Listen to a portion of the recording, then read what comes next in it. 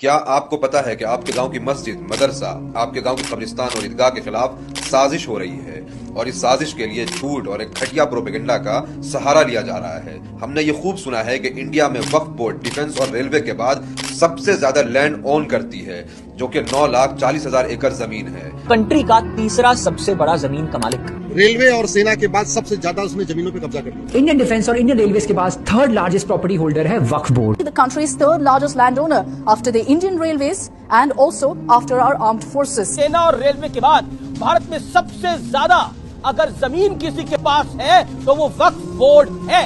अब ये बताकर कि वक्फ बोर्ड के पास रेलवे और डिफेंस के बाद सबसे ज्यादा जमीन है, लोगों को डराया जाता है जैसे कोई बहुत ही खतरनाक माफिया इन सब के पीछे काम कर रही हो। मगर हमें ये किसी ने नहीं बताया कि अकेले उड़ीसा में सिर्फ 13 मंदिरों के पास 12 लाख एकड़ जमीन है।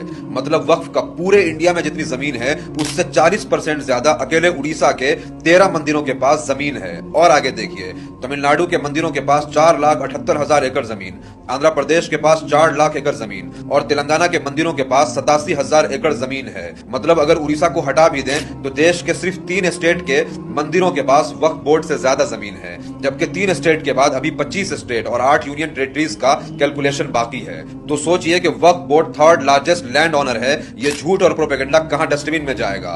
फिर वो लैंड जहाज, जमीन जहाज जैसे प्रोपेगेंडा का क्या होगा? लैंड जिहाद का दूसरा नाम है वक्फ बोर्ड। क्या वक्फ बोर्ड की आड़ में वाकई लैंड जिहाद किया जा रहा है? असल में ये लोग इस झूठ और फ्रेब के जरिए मेजोरिटी कम्युनिटी को डराना चाहते हैं और फिर वक्फ अमेंडमेंट एक्ट के लिए नैरेटिव बना करके मुसलमानों के मस्जिद और मदरसों को, ईदगाह और कब्रिस्तान के जमीनों को सीज करना चाहते हैं। इसीलिए ऐसी इंफॉर्मेशन को फैलाइए, लोगों को अवेयर करिए।